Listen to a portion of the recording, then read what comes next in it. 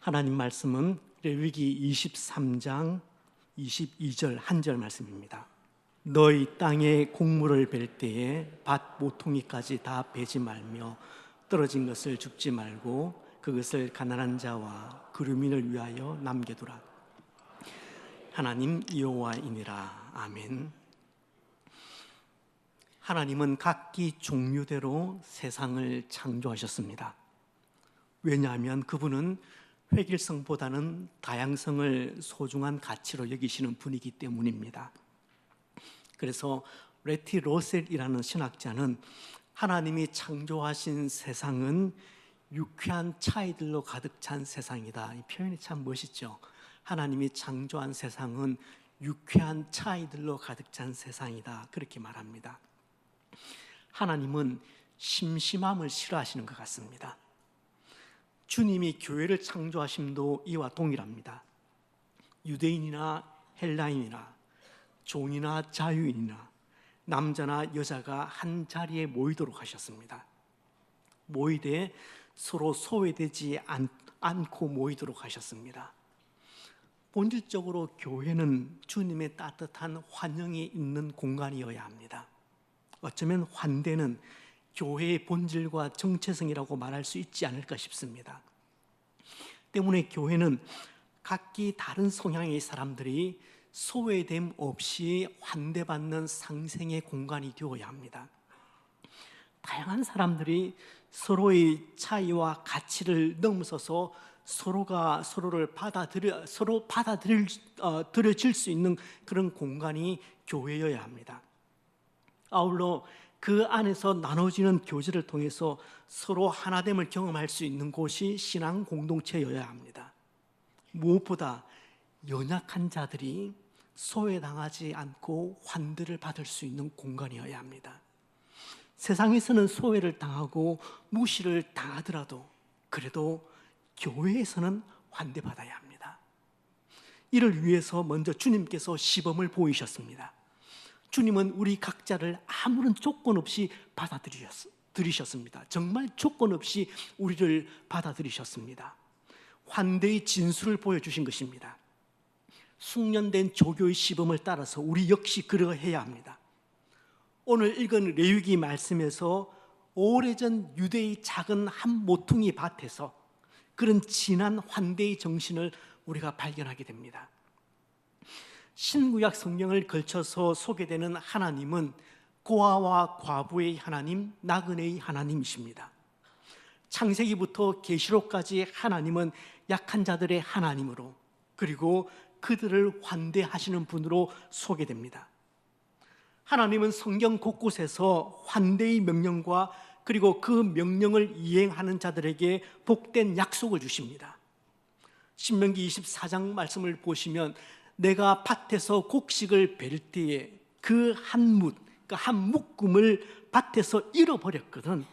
그거 다시 가져오지 말고 나그네와 고아와 과부를 위해서 남겨두라고 그렇게 명령하십니다. 명령만 주시는 것이 아닙니다. 그리하면 내 하나님 여호와께서 내 손으로 하는 모든 일에 복을 내리실 것이다. 약속의 말씀도 그렇게 덧붙여 주십니다. 신명기 14장 29절 말씀에도 동일한 내용이 등장합니다. 어떤 명령이 등장하는지 한번 보십시오. 같이 한번 읽어보실까요? 너희 중에 분깃이나 기업이 없는 레위인과 내 성중에 거류하는 객과 및 고아와 과부들이 와서 먹고 배부르게 하라. 이 명령이 주어지고 약속의 말씀도 동일하게 주어집니다. 약속의 말씀을 한번 읽겠습니다. 그리하면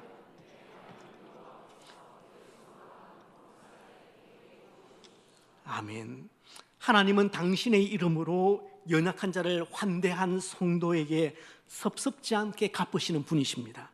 왜냐하면 가난한 자, 연약한 자를 환대하는 것은 하나님께 구워드리는 행위이기 때문에 그렇습니다.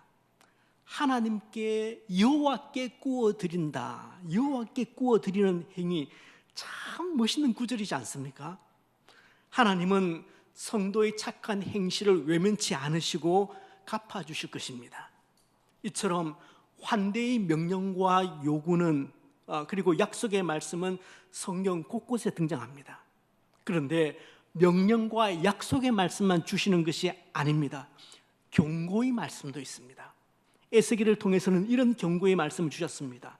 가난하고 궁핍한 자를 압제하고 나그네를 부당하게 학대하는 자들을 향해 하나님께서 분노를 그들 위에 쏟으시고 진노의 불로 그들을 멸하심으로 그들의 행위대로 보응하신다, 그렇게 말씀하십니다. 섬뜩한 경고를 에스겔을 통해서 주십니다.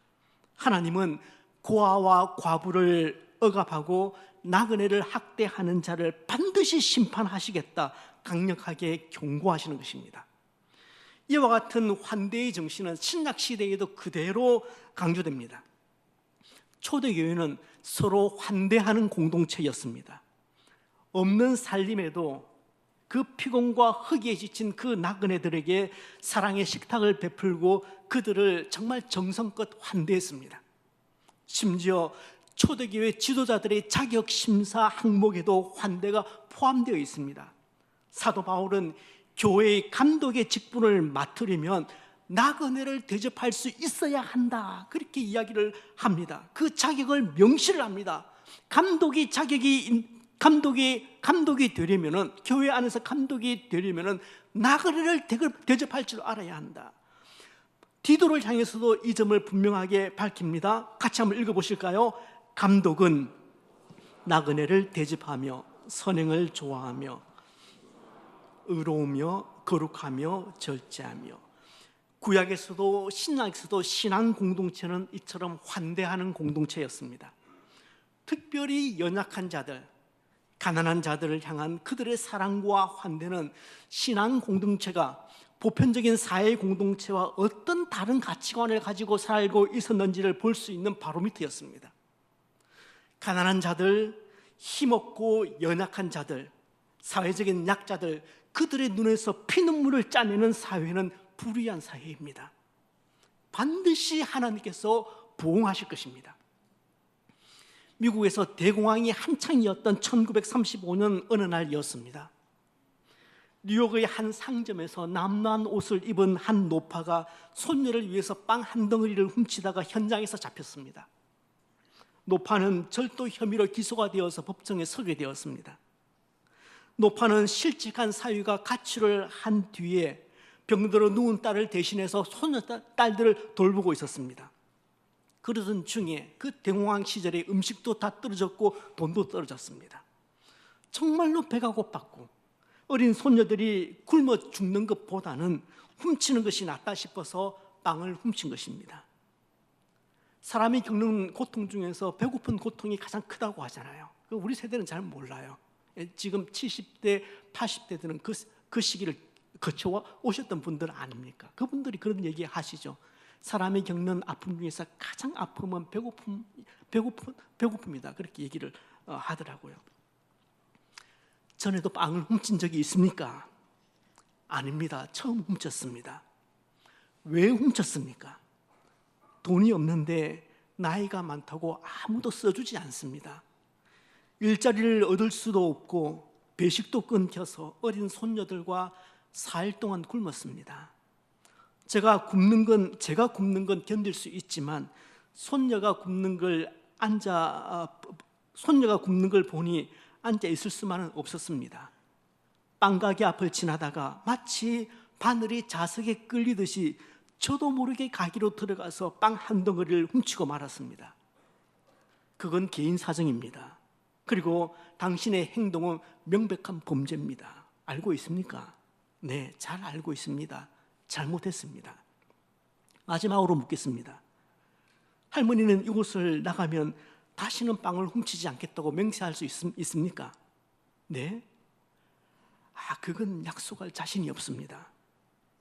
피고의 딱한 사정은 이해하지만 아무리 사정이 딱하다 할지라도 도둑질은 잘못입니다. 죄를 지었으면 누구나 죗값을 내야 합니다. 법은 만민에게 평등하므로 피고 애니 돌로레스에게 벌금 $10를 선고합니다. 판사는 그 불쌍한 할머니에게 원리 원칙대로 판결을 내렸습니다. 순간 재판장이 술렁거렸습니다. 너무나도 냉정한 판사의 판결 때문이었습니다. 하지만 재판은 그렇게 끝나지 않았습니다. 이어서 명판결이 내려집니다. 피고는 재판정을 나가면 또다시 빵을 훔치게 되어 있습니다. 굶어 죽을 수는 없기 때문이지요. 그러나 피고가 빵을 훔친 것은 피고만의 책임이 아닙니다. 피고가 생존을 위해 빵을 훔쳐야만 할 정도로 절박한 상황임에도 아무런 도움을 주지 못한 뉴욕 시민 모두에게도 책임이 있습니다. 가난하고 어려운 사람들에게 도움을 주지 않고 방치한 우리 모두에게 책임을 묻겠습니다. 그래서 본 판사에게도 $10의 벌금형을 내리는 동시에 이 법정에 있는 시민 방청객들도 가난한 사람들을 돌보지 않은 죗값으로 각각 50센트씩 벌금을 선고하는 바입니다. 한 가난한 이웃이 살기 위해서 절도죄를 저지를 때까지 주변을 돌아보지 못한 책임이 우리에게도 있다며, 이 범죄는 이 할머니 한 사람만의 잘못이 아니라 우리 모두의 책임이라며 그 방청객에 있는 분들에게 50센트의 벌금형에 동참해 달라고 그렇게 부탁을 했습니다. 그러면서 모자를 돌렸습니다. 돌리던 모자에 돈이 모이기 시작했습니다. 그날 그렇게 흔쾌히 모인 돈은 $57 50센트였습니다. 판사는 벌금을 뺀 나머지 $47를 노파에게 주며 어서 가서 손녀를 돌보라고 그렇게 했습니다. 방청객들은 모두 일어나서 기립박수를 치며 판사의 명판결에 눈물과 박수로 화답을 했습니다. 법에도 따뜻한 심장이 있다는 것을 보여준 명판결이었습니다. 판사의 이름은 피오렐로 라과디아입니다. 삼선 뉴욕시장까지 뒤에 지닌 그는 오늘까지도 뉴욕 시민들의 가슴에 영웅으로 남아있는 사람입니다. 여러분, 뉴욕에 가보시면 유명한 그 공항이 두 개가 있습니다.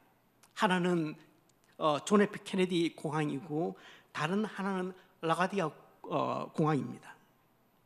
처음 이 공항 이름을 제가 들었을 때는 공항 이름을 왜 이렇게 지었을까 싶었습니다. 그런데 이 공항은 피오렐로 라과디아 판사가 죽은 지 3년 후인 1947년에 뉴욕 시민들이 그를 추모하며 세운 공항이라고 합니다. 반대의 이야기도 있습니다. 하청업체 노동업자가 보안을 맡은 협력업체 냉장고에서 450원짜리 초코파이 하나와 600원짜리 카스타드를 꺼내 먹었습니다. 먹으라고 해서 먹었답니다. 하지만 회사는 이것을 문제 삼았고 1심에서 벌금 5만 원의 유죄가 선고되었습니다. 그리고 현재 항소심이 진행 중이라고 뉴스에서 들었습니다. 승객이 낸 버스비 800원으로 자판기 커피를 빼먹은 기사가 있었습니다.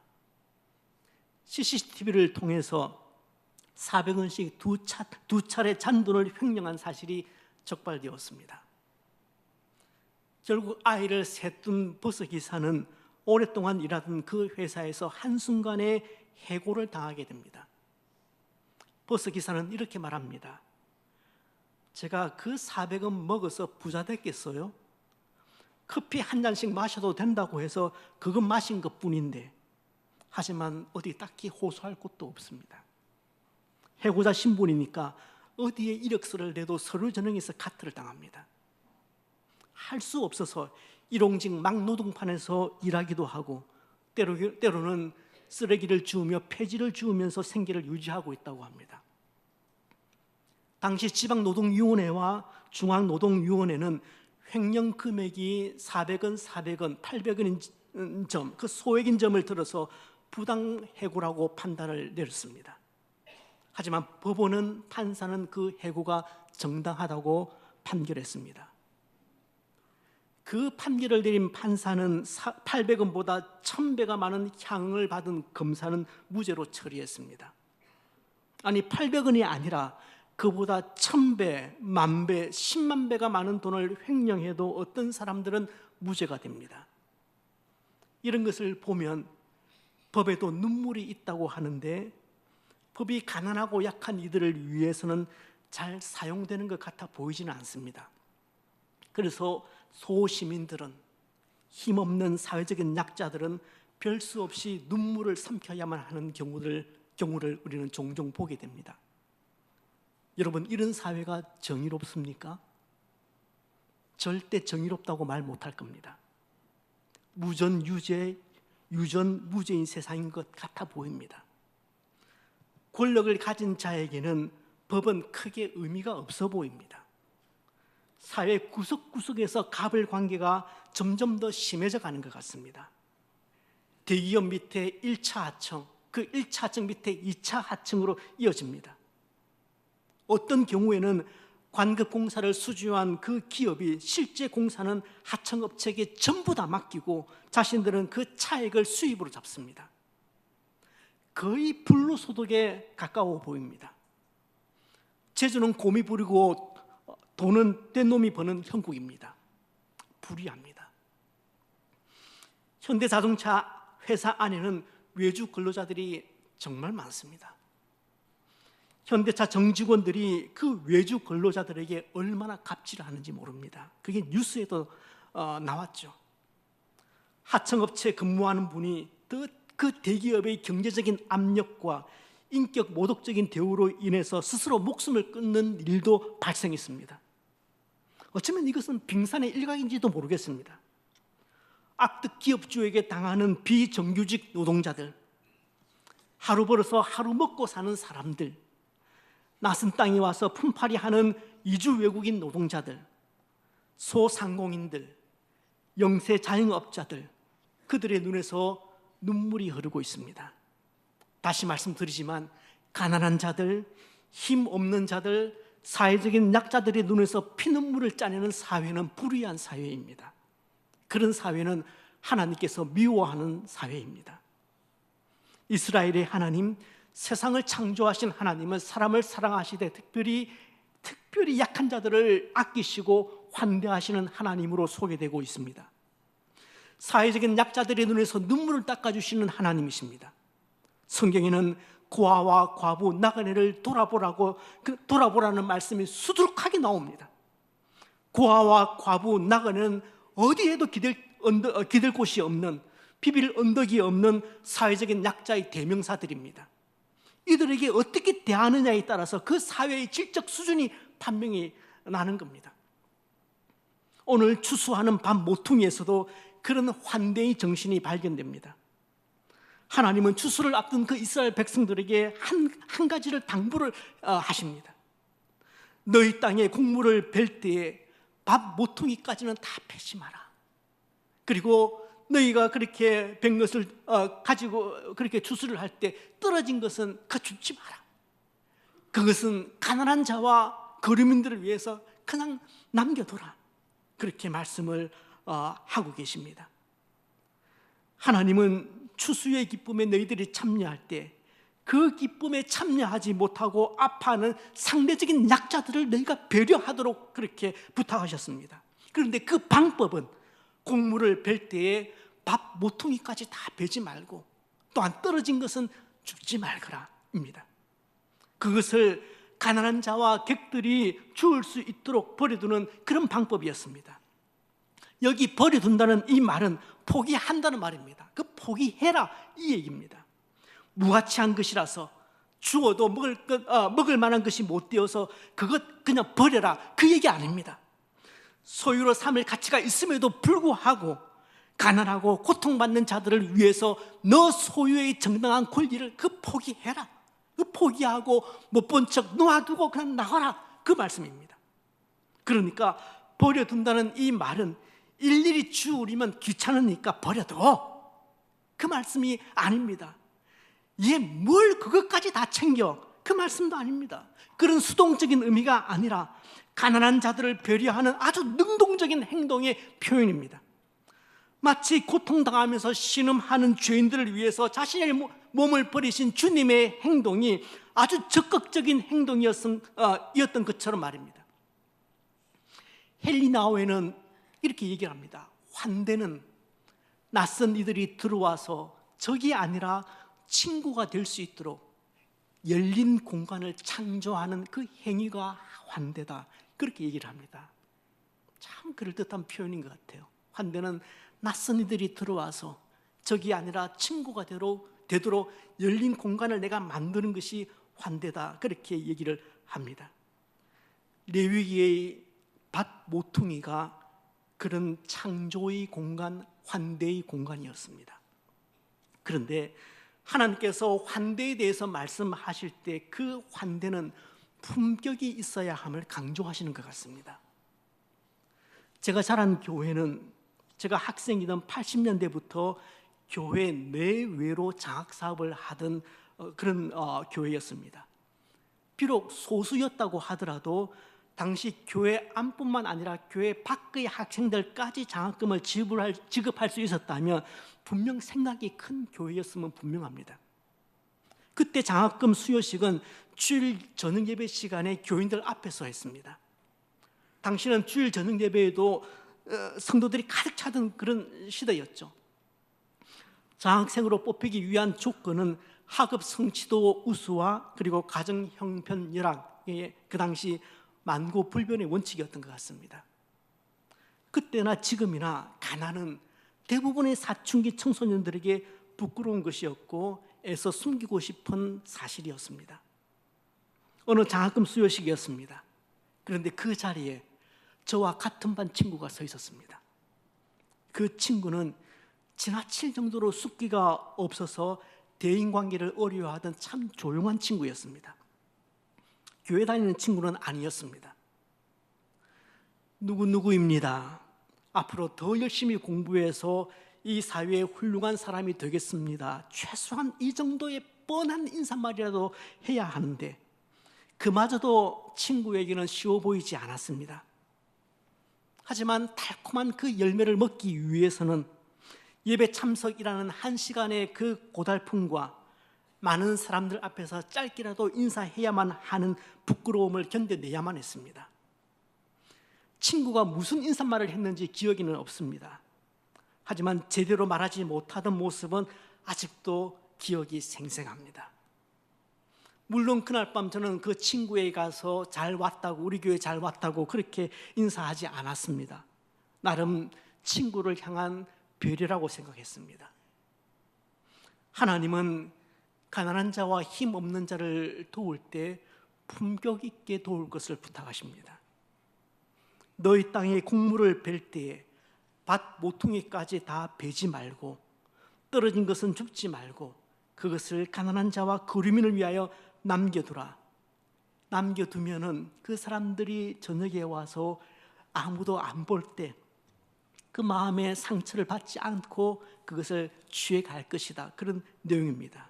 이 말씀은 돕는 이의 품격 그리고 환대의 품격을 의미합니다. 베푸는 자, 그러니까 시혜자의 선한 행위가 갑질이 되지 않기 위해서는 환대의 행위는 반드시 수혜자 입장에서 해야 합니다. 제공받는 이의 마음이 다치지 않도록, 수혜자의 자존심이 다치지 않도록 살뜰히 배려하는 것, 그것이 진정한 우정과 환대의 품격이기 때문에 그렇습니다. 때문에 우리의 선한 행위들이 절대 생색내기용이 되어서는 안 됩니다. 올해 전반기에 미래자립교회 목회자 부부 섬김의 날이 있었습니다. 1박 2일 동안 정말 극진하게 대접하고 섬겼습니다. 재정도 만만치 않게 들어갔습니다. 우리 재정위원장이 재정을 염려할 정도로 돈 썼습니다. 원래 돈을 쓸 때요, 돈도 써보니까 돈 쓰는 재미가 있대요. 행사를 준비할 때 우리 선교위원회 모임에 제가 들어가서 그런 부탁을 했습니다. 한 순서 절대 시혜자 입장에서 그렇게 생각하지 말고 수혜자 입장에서 생각을 하십시오. 베푸는 손길이 드러나지 않도록 하십시오. 수혜자의 손이 절대 부끄럽지 않도록, 그들의 마음이 불편하지 않도록, 그들 자존심의 상처를 받지 않도록 하나하나 배려하십시오. 그렇게 당부하고 또 당부했습니다. 섬김, 돕기 이런 따위의 단어는 일절 쓰지 못하도록 했습니다. 1박 2일 동안 담임 목사의 인사말도 한 번이었습니다. 우리가 다 연결된 한 식구들인데 식구 얼굴을 몰아서는 안 되겠다고, 그래서 얼굴을 한번 보자고 이런 자리 만들었습니다. 먼 길 오셔서 참 감사합니다. 그런 환영 인사와 식사기도 하고, 그게 저희 이틀 동안 제가 한 말의 전부였습니다. 사진은 올해 6월에 우리 성도들이 합천과 창녕에 있는 미래자립교회 가서 섬기는 장면입니다. 소명교회 이름 위에 그 교회 이름을 붙여서 열심히 섬기고 있습니다. 아주 작은 것이지만 이것이 수혜자의 입장이 아니라 시혜자의 입장에서 선을 행하는 것입니다. 합천에 살고 있는 거꾸로 받겠습니다. 합천에 살고 있는 사람들은 부산 해운대에 있는 소명교회 관심 없습니다. 그런데도 우리가 소명교회라는 이름을 덧붙이고 선을 행하려고 하는 것은 일종의 영적 과시욕이든지 아니면 무심코 수혜자 입장에서 그렇게 시혜자 입장에서 선을 행하는 것입니다. 자꾸 헷갈립니다. 선을 행할 때는 받는 사람의 손이 부끄러워지지 않도록, 받는 사람의 마음이 힘들어지지 않도록 배려하는 것이 예수님이 말씀하신 올바른 환대입니다. 우리가 하는 장학사업도, 해운대 사랑 프로젝트도, 더함 축제도 이런 환대의 정신 위에서 진행되어야 합니다. 그래야 하나님이 기뻐하십니다. 만약에 그렇지 않다면 그 선한 행위들도 충분히 가진 자의 횡포나 갑질이 될 수 있기 때문에 그렇습니다. 몇 달 전에 국민일보에 이런 큰 기사가 실렸습니다. 기사의 제목은 낙도, 미 한인교회 등 2,500곳에서 흩어지는 예배였습니다.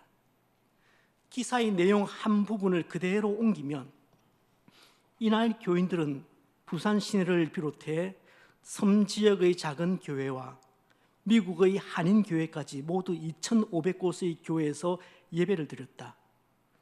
흩어지는 예배로 명명한 이날 예배는 교회 설립 땡땡 주년을 맞아 땡땡 교회가 마련한 초대형 신방이었다.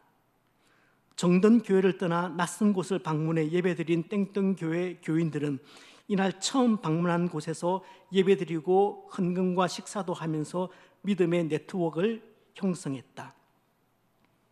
그 주일 저희 교회에도 이 사람들이 와서 예배하고 감사헌금을 드렸습니다. 제가 매주일 재정부로부터 감사헌금 보고만 받습니다. 여러분이 어떤 사연으로 감사헌금을 드렸는지 보고 읽으면서 함께 기뻐하고 또 때로는 그 기도의 제목을 가지고 기도합니다. 그런데 그날 주일에는 이 교회 성도 7분이 그 교회 이름으로 감사헌금을 한 겁니다. 아니, 왜 이 사람들이 남의 교회에 와서 자기 교회 이름을 적고 감사헌금을 하지? 의아했습니다. 며칠 뒤에 국민일보에 난 기사를 보고 제가 아연실색을 했습니다. 이들의 신방을 받은 작은 교회는 아주 크게 감격했다는 기사도 함께 실렸습니다. 여러분, 소명교회는, 저희 교회는 그 교회 성도들의 신방을 받아야 할 정도로 약한 교회가 아닙니다. 한 해 예산만 해도 20억이 넘어가는 규모 있는 교회입니다. 그리고 아무리 작은 교회라고 하더라도 그렇게 찾아가려면 반드시 사전에 연락을 해서 그 교회의 의향을 물어야 합니다.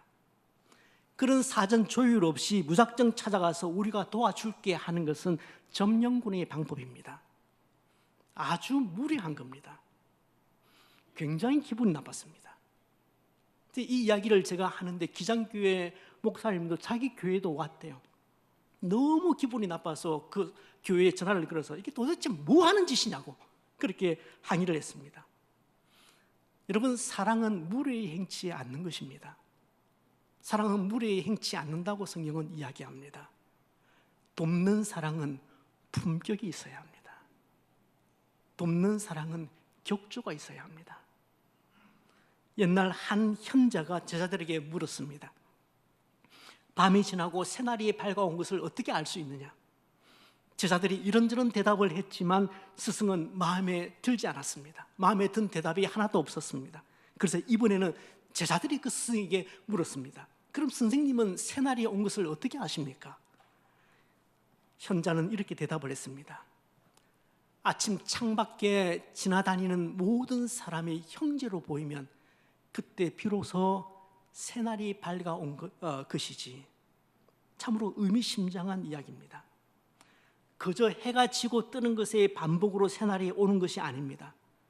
우리 마음의 눈이 열려서 모든 사람들, 특별히 지극히 작은 자들을 나의 형제 자매로 보고 사랑할 수 있을 때 우리에게 새날이 밝아왔다는 것을 알 수 있는 것입니다. 연약한 자들, 주변인들, 변두리에 놓인 사람들, 그리고 심지어 우리 이웃들 기꺼이 우리 삶 속에 받아들이고 그들의 필요에 하나둘 응답하려고 할 때 우리는 비로소 서로 의미 있게 연결이 되는 것입니다. 프랑스에는 개신교 교회 일치 운동을 지지하면서 형성된 아주 유명한 공동체가 하나 있습니다. 기회가 되면 저도 꼭 한번 방문해보고 싶은 공동체인데 떼제 공동체입니다.